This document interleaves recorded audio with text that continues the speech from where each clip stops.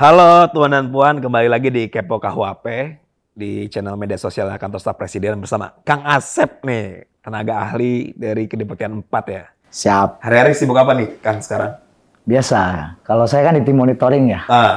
Jadi kita memonitor isu-isu strategis pemerintah, termasuk salah satu di antaranya yang bikin kita terbuka mata itu soal KUHP. Oh iya, KUHP kan lagi anak muda, bahkan semua orang tuh lagi ribut soal itu kan. Ribut sekali, terus kalau saya sih melihat begini ya, mungkin banyak orang yang tidak membaca KUHP itu sendiri seperti apa. Yeah. Terus mendengar berita-berita dari media sosial, terus gitu kemudian kan. dia terprovokasi. Betul. Jadi misalnya soal kumpul kebo nih, misalnya seperti apa pasalnya, soal penghinaan presiden seperti apa, soal korupsi seperti apa. Nah, terus kemudian orang terprovokasi sehingga mereka ikut berpendapat tanpa memahami KUHP itu sendiri. Nah, itu jadi problem. Tapi menarik yang soal korupsi nih. Ya. Jadi katanya korupsi ini malah manjain koruptor kan. Jangan-jangan benar katanya lagu marginal kan. Maling-maling kecil dihakimin, maling-maling besar dilindungi. Itu gimana tuh? Nggak, sebenarnya begini bro. Gua pernah ikut salah satu meeting begitu ya dengan Kemenkumham bahwa dalam penyusunan KUHP ini memang ada alasan-alasan pertimbangan dari tim perumus dalam kasus pasal korupsi yang konon disebut bahwa KUHP ini memberangus korupsi itu menurut gua nggak benar. Mengapa demikian? Karena begini. Dari pasal misalnya pasal 603 itu kalau di pasal Undang-Undang Tipikornya itu pasal 2 tuh tentang memperkaya diri sendiri. Memang di situ ada penurunan batas minimal dari 2 tahun menjadi 1 tahun begitu. Tetapi maksimalnya tetap sehingga keputusan hakim juga bisa maksimal begitu. Satu itu. Yang kedua ada juga yang pasal yang dinaikkan itu misalnya di pasal 604 KUHP. Kalau di Undang-Undang Tipikornya itu pasal 3. Nah, di situ dinaikkan tuh. Nah, jadi ada pasal yang memang dikurangi, kemudian ada pasal yang ditambahi. Nah, ini yang tidak jadi perhatian masyarakat. Bahwa diturunkan dan dinaikkan ini ada dasar-dasar tersendiri. Ada rasionalisasi begitu yang harus difahami begitu. Dan tentu tidak hanya pasal Tipikor saja begitu ya. Satu, yang kedua yang perlu difahami bahwa di KUHP ini dari 30 pasal kalau tidak salah terkait dengan korupsi itu hanya 5 pasal saja yang kemudian diatur, yang 25-nya tetap. Nah, dan hukum acara pidananya yang 5 ini juga mengatur pada hukum Undang-Undang Tipikor. Begitu. Jadi jangan salah, kemudian yang 5 diatur di KUHP ini kemudian ini memberangus tindak pidana korupsi di negara kita. Ya, ini kan berarti ada 2 aturan ya, Mas. Pertama dari KUHP, yang keduanya dari Undang-Undang Tipikor. Undang-Undang Tipikor. Nah, begini bro, yang perlu dipahami oleh kita bahwa KUHP ini juga kan mengatur dengan undang-undang yang lainnya. Dan dari Kumham itu sudah ada sinkronisasi. Jadi jangan khawatir ada tumpang tindih antara aturan satu dengan aturan yang lainnya. Ini sudah jadi komitmen Pak Presiden. Bahkan Pak Presiden kita itu kan sudah mencabut banyak sekali regulasi begitu ya. Bahkan terbaru di Undang-Undang Cipta Kerja misalnya itu cukup padat tuh menggabungkan regulasi kita. Maka kalau hanya misalnya tadi mengambil 5 pasal dari Undang-Undang Tipikor, kemudian ini dianggap akan tabrakan lah, kemudian undang-undangnya tidak efektif lah, kemudian memberangus korupsi lah.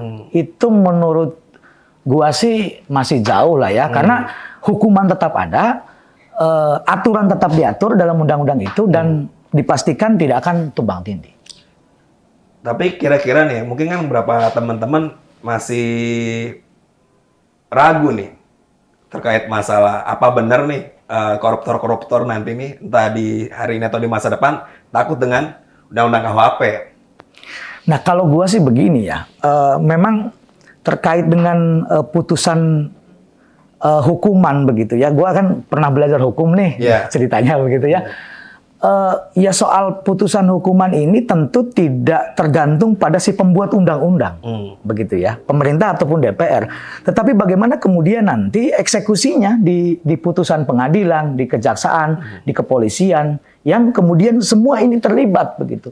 Jangan kemudian kita apatis dengan produk hukum yang sebenarnya ini membanggakan. KUHP ini membanggakan loh. Ini program produk hukum anak bangsa yang kemudian misalnya ada yang satu atau dua dianggap kurang, kemudian ini jadi celak semua. Menurut gue ini nggak benar begitu. Apalagi tanpa membaca produk hukum itu sendiri. Oh iya benar. Dan sekarang kan banyak juga orang-orang yang tadi dibilang Kang Asep kan, cuma ngikutin di sosial media tanpa benar-benar membaca situasi atau enggak KUHP bagaimana prosesnya kayak gitu dan apa substansi di KUHP gitu ya. Betul. Kalau saran gua sih begini, mari kita baca, pelajari begitu ya.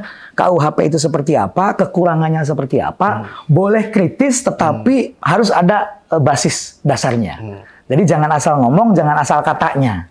Kalau asal katanya ya tanpa dasar, kita akan ikut tersesat kalau kita tidak memahami basis persoalannya. Jadi minimal kalau kepo KUHP itu jangan cuma di media sosial doang keponya ya, tapi baca undang-undangnya, ketemu sama lembaga-lembaga yang punya kredibilitas soal bicara soal ini gitu kan. Tapi kalau kita bilang nih, mungkin ada saran dari Kang Asep nih untuk masalah pemberantasan korupsi, sebenarnya anak muda tuh harusnya gimana sih sekarang? Sebenarnya untuk pemberantasan korupsi, semua orang itu bisa terlibat begitu ya. Misalnya kita sebagai anak muda misalnya sikap soal kejujuran, terus kemudian kita juga bisa berpartisipasi apabila kita melihat tindak tanduk koruptif. Itu sebenarnya kan sangat mudah sekali ikut melaporkan kepada lembaga yang berwenang begitu ya. Bahkan hari ini menurut gua pemerintahan kita itu sudah sangat terbuka sekali. Kanal informasi, aduan dan lain sebagainya dari tingkat kabupaten sampai pusat Jakarta begitu ya. Di pemerintahan nasional Pak Presiden sekalipun itu sudah tidak ada batasan komunikasi dengan warganya. Maka aspirasi masyarakat, apalagi anak muda yang memiliki cakupan wacana yang luas begitu ya, bisa mengadukan. Bisa mengadukan ya. Bisa mengadukan. Mungkin ini pertanyaan terakhir nih Kang. Ini mungkin dari keresahan teman-teman NGO. Apakah KUHP ini di butiran atau nggak substansi korupsi ini itu sebenarnya akan memperkuat KPK apa malah memperlemah sebenarnya? Nah betul. Banyak NGO yang mengkritisi bahwa dengan adanya KUHP baru ini KPK dilemahkan begitu. Karena untuk memeriksa, untuk menentukan itu ada kerugian negara atau tidak, itu yang menentukan adalah lembaga yang berwenang. Dalam hal ini ada BPK. Berarti KPK tidak. Nah, menurut gua sih pemahamannya tidak seperti itu begitu ya. Karena tentu segala sesuatu itu harus ada parameternya. Dan di negara kita itu sudah ada yang mengatur begitu. Soal kerugian, soal keuangannya ada BPK. Nah, KPK juga punya peran tersendiri. Maka menurut gua tidak kemudian satu lembaga itu menjadi lembaga yang superpower tanpa ada pelibatan lembaga yang lainnya.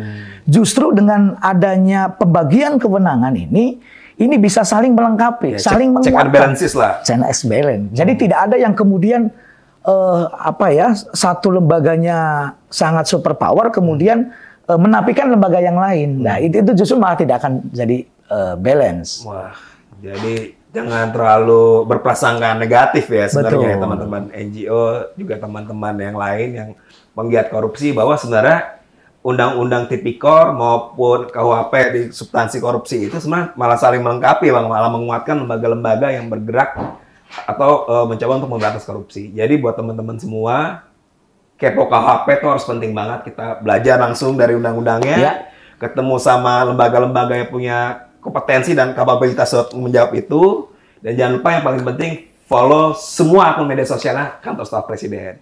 Terima kasih Kang Asep, dadah dulu buat anak-anak muda, tuan dan puan. Mantap. Bye.